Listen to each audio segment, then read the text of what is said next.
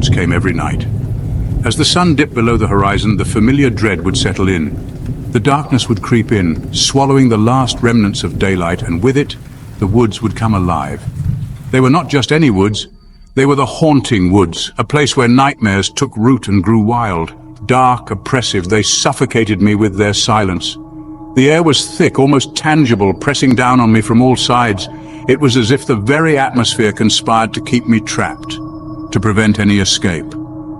The silence was not just an absence of sound, it was a presence in itself, a heavy, stifling blanket that smothered any hope of solace. Twisting branches like skeletal fingers clawed at the moon's pale light. The trees seemed to come alive in the darkness, their gnarled limbs reaching out as if to snatch away any glimmer of hope. The moon, usually a beacon of light in the night, seemed powerless against the encroaching darkness. Its light was weak, barely penetrating the dense canopy above. A figure shrouded in shadow always lurked at the edge of my vision. It was a constant presence, a dark silhouette that seemed to blend seamlessly with the surrounding gloom. No matter where I turned, it was always there, just out of reach, just beyond the periphery of my sight. Its presence was a constant reminder of the danger that lurked within the woods. Never closer, never further. It watched, waited. It was as if the figure was biding its time, waiting for the perfect moment to strike. The anticipation was almost worse than the fear itself. Every rustle of leaves, every snap of a twig sent my heart racing, convinced that the figure was finally making its move. But it never did. It simply watched, a silent sentinel in the night. And I, trapped in that recurring nightmare, could do nothing but tremble. Each night was the same, a relentless cycle of fear and helplessness. The woods were a prison, and I was its captive. No matter how hard I tried to wake up, to escape the clutches of the haunting woods, I was always pulled back in.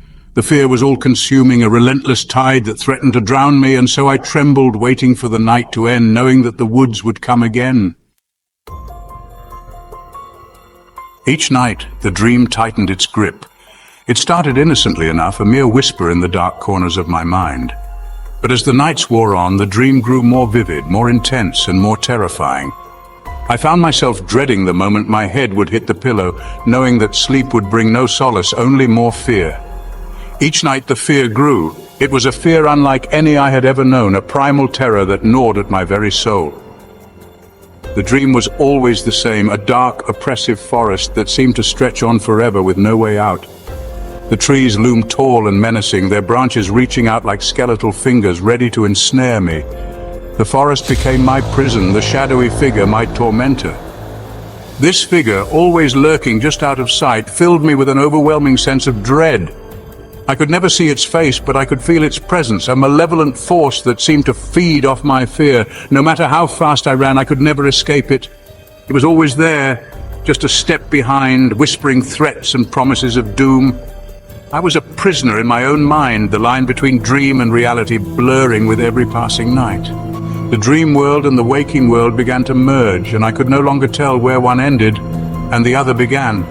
I would wake up in a cold sweat, my heart pounding, only to find that the fear had followed me into the daylight.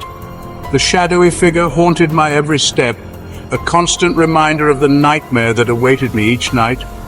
The fear followed me into my waking hours, a constant shadow hanging over me. It affected every aspect of my life, making it difficult to concentrate, to work, to interact with others. I became a shell of my former self, consumed by the terror that had taken root in my mind. Friends and family noticed the change, but I couldn't bring myself to explain the true nature of my torment. How could I make them understand the horror of a dream that felt so real, so inescapable? I was trapped in a cycle of fear and despair, with no end in sight. One night, something shifted. The fear remained, but a spark of defiance flickered within me. I was tired of being hunted, tired of the shadows controlling me. This time, I would face my fear. This time, I would confront the figure in the darkness. My heart pounded against my ribs as I walked deeper into the woods. Every rustle of leaves, every snapping twig sent shivers down my spine. The air grew heavy, thick with dread. But I pressed on, fueled by a newfound resolve. I would not be a prisoner any longer. First encounter. It was a night unlike any other. The air thick with anticipation and the distant hum of crickets filling the silence. The stadium lights cast long shadows, creating an almost surreal atmosphere. The players were ready, their faces set with determination. But my mind was elsewhere, lost in the memories of a past encounter. And then I saw it, the ball, hurtling towards the bat with a speed that seemed impossible. The sound of the impact echoed through the night, a sharp reminder of the intensity of the game, but my eyes were drawn to something else, something beyond the field, the shadowy figure just beyond the clearing. It stood there almost blending into the darkness, yet unmistakably present. My heart raced as I tried to make sense of what I was seeing. Was it real or just a figment of my imagination? Taller than I remembered, its edges wavering in the moonlight, the figure seemed to grow and shrink with each passing second as if it were a living, breathing entity. The moonlight cast an eerie glow, making the scene even more surreal. I felt a chill run down my spine. Terror threatened to consume me, to root me to the spot. My mind raced with thoughts of what could happen next. The intensity of the moment was almost too much to bear. I could feel my legs trembling, my breath coming in short, shallow gasps. But I knew I couldn't let fear control me. But I had come too far to turn back now. Every step I had taken, every decision I had made had led me to this moment. I couldn't let doubt or fear hold me back. I had to push forward, to face whatever lay ahead with courage and determination. I had to see this through. The game was more than just a match. It was a test of my resolve, a challenge to my very being. As I geared up, I felt a sense of purpose wash over me. This was my moment, my chance to prove myself. No matter what happened, I knew I had to give it my all. Finding my voice. Who are you? My voice was a mere whisper, lost in the stillness of the woods. But the question had been asked. The silence had been broken, and with that, a sliver of courage bloomed in my chest. The shadows retreat. The figure swayed, its edges blurring. It seemed smaller somehow, less defined. I took a step forward, my voice gaining strength. What do you want? The figure flickered, shrinking back from my words.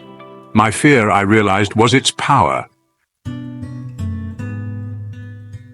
A strange calmness settled over me. I understood now. This shadow, this manifestation of my fear, had no power over me unless I gave it power. It fed on my terror, grew stronger with every doubt. But I would no longer be its puppet. With a newfound confidence, I stepped fully into the clearing. The moonlight illuminated the space, pushing back the darkness. "You have no power over me," I declared, my voice echoing through the trees.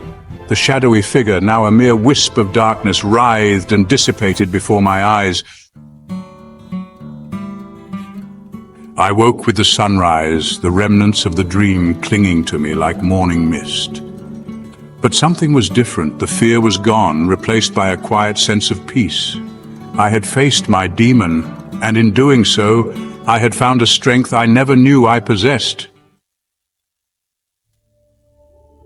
The forest still visits me in my dreams, but it no longer holds any terror. The trees stand tall and proud, their branches reaching towards the light. The shadows are just that, shadows. And I, no longer a prisoner, walk freely through the woods, carrying the light of resilience within me.